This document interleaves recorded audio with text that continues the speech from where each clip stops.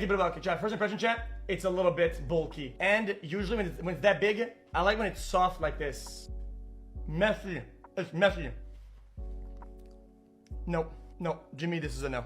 Just no. It's messy. MrBeast once said his Feast chocolate bar was healthier than Hershey's, which is known for being one of the sweetest and most unhealthy candies out there. But honestly, that comparison sounded like calling trash clean trash. And that wild claim was just the beginning, because behind those shiny wrappers and perfect marketing was a whole storm of drama, lies, lawsuits, and PR disasters that nobody saw coming. Before long, even big agencies were watching him. The Children's Advertising Review Unit started investigating him for breaking advertising rules, and suddenly his perfect chocolate brand was tangled up in infringement complaints, profit struggles because of new tariffs, and people calling it another YouTuber product that cared more about hype than quality. Everything started looking messy real quick. So how did Feast bars go from one of the most in-demand chocolates on the market, selling out in seconds every time stores restocked, to a brand with profits and sales dropping hard? This is the wild and satisfying fall of MrBeast's Feast bars. It all starts in early 2022. MrBeast, the guy who basically turned YouTube into a competitive sport, launched Feast bars, his so-called better for you chocolate brand. He hyped it up heavy.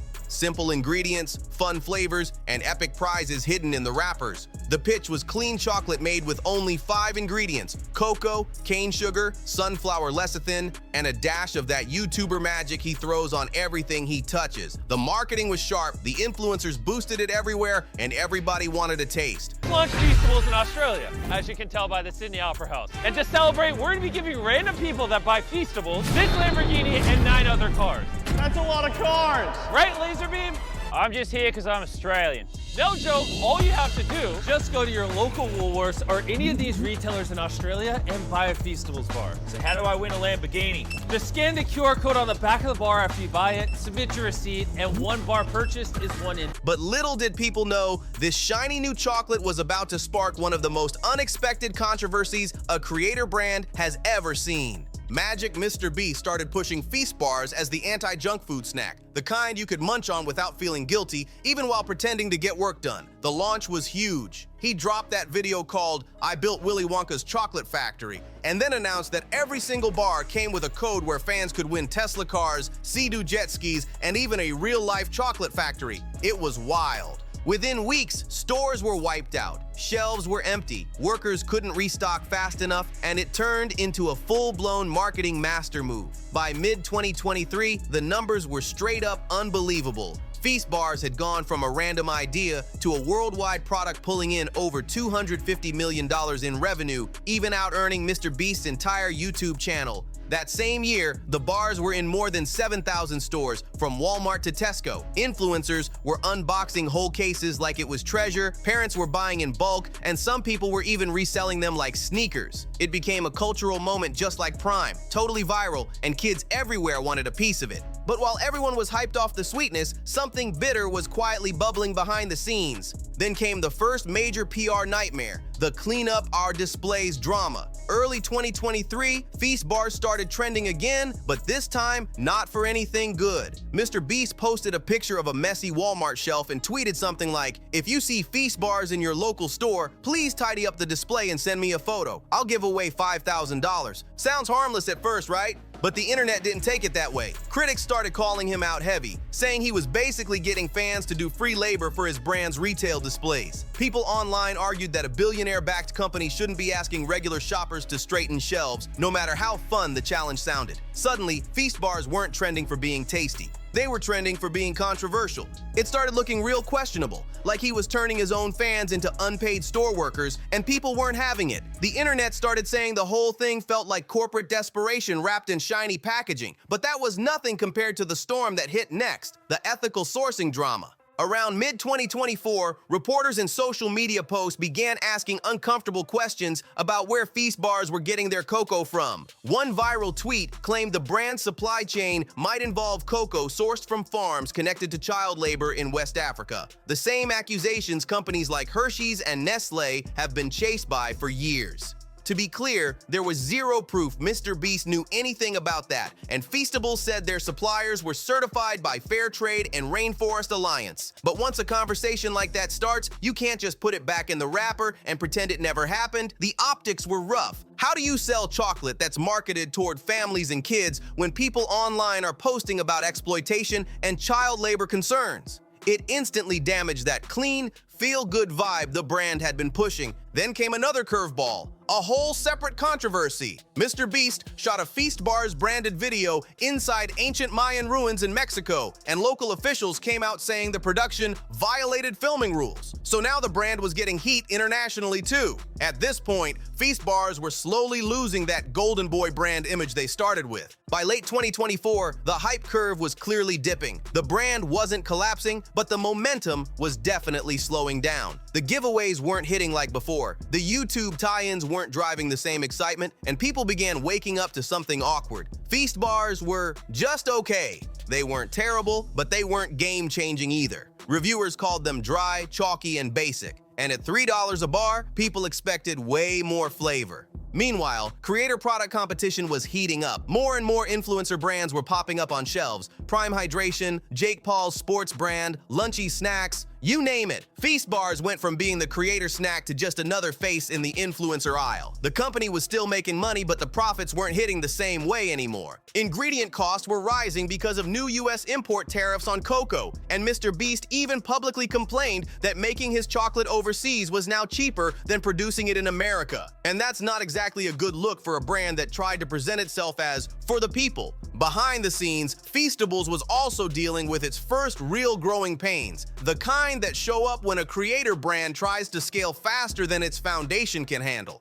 Then the legal drama kicked in. Lawsuits started popping up over promotional claims, and suddenly Feast Bars was on defense. The Children's Advertising Review Unit called out the company for misleading advertising during one of their taste test campaigns, saying the reactions in the ads were exaggerated. It might sound small, but when your whole brand is built on trust and transparency, even tiny cracks can make things look shaky. And things got even more awkward when another lawsuit hit them. This time over a chocolate bar flavor called These Nuts. Around 2023, Feast Bars dropped a peanut butter flavor with that name, obviously meant as a joke because it's MrBeast, and that's his style. These Nuts was supposed to be funny, catchy, and meme-friendly, but there was one big problem. A smaller snack company called These Nuts LLC had already trademarked that exact name, and they were definitely not joking about it. They filed a full lawsuit claiming trademark infringement, saying MrBeast's team knew the name was taken but used it anyway because it was super memorable and guaranteed attention. Basically, the lawsuit accused Feast Bars of intentionally copying the name just to ride the viral humor wave, and honestly, the situation was wild. Most fans thought the whole thing was hilarious. Like, imagine running a $250 million company and one of your major public controversies is literally over these nuts. It felt unreal. But the jokes didn't change the numbers, and the numbers told the real story. Feast Bars pulled in around $250 to $270 million in revenue by late 2024, which sounds massive, but the vibes behind the scenes were shifting. Retail distribution stayed wide. You could still find the bars globally, but the velocity per store slowed down. Basically, instead of flying off shelves instantly, they were selling at a normal pace, sometimes even sitting untouched for days. Why? Because the TikTok buzz that launched the brand into the stratosphere wasn't hitting the same anymore. Mentions dropped, trends faded, and the product wasn't dominating For You pages like before. It was a classic case of a brand growing way too fast, faster than the hype could keep up with. The slowdown wasn't a collapse, it was reality catching up. Feast Bars were supposed to be the healthier chocolate.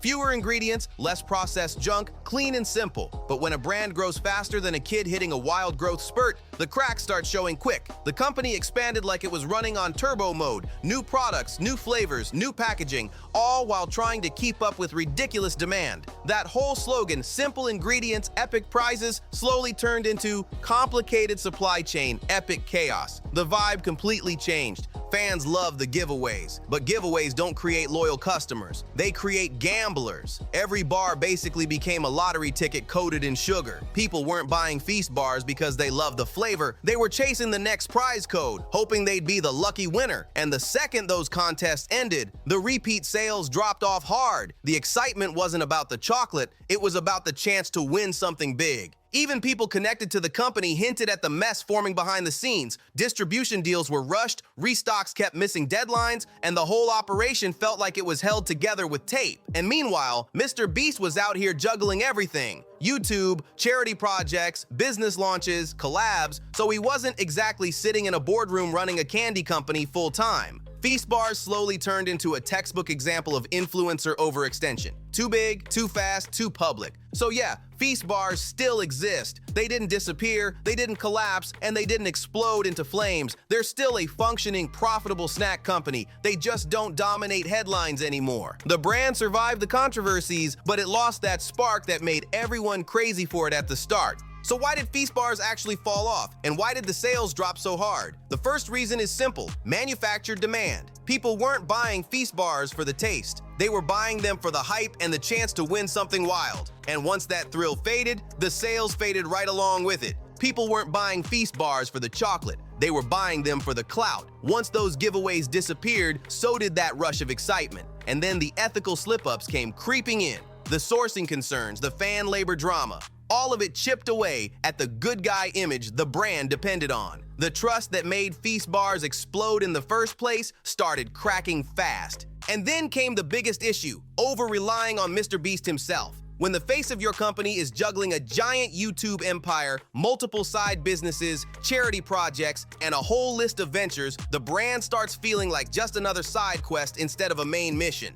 People could feel it, like Feastbars wasn't getting full attention anymore. And we haven't even touched the product quality. At the end of the day, the bars just weren't special enough to survive long-term hype. Competitors were dropping new flavors, better textures, and lower prices. People noticed, and the original wave of fans who went crazy for Feastbars in 2022, they grew up a bit. They moved on to different interests, and they weren't spending their time chasing prize codes taped to candy wrappers anymore. So yeah, Feastbars became a masterclass in how to win the internet and how to lose momentum just as fast. MrBeast showed the world that a creator can build a real consumer brand from nothing. But he also proved something just as important: social media hype doesn't guarantee long-lasting success on store shelves. If your product depends completely on the creator, you didn't build a company, you built a fan club. Feastables will definitely keep existing because it still makes money, but that explosive 2022 era, that moment where it felt like the biggest snack launch on earth, that's never coming back. No giveaway, no code, no hype drop can recreate that lightning in a bottle moment again. Make sure you like, subscribe, share, and drop a comment, and I'll see you on the next one.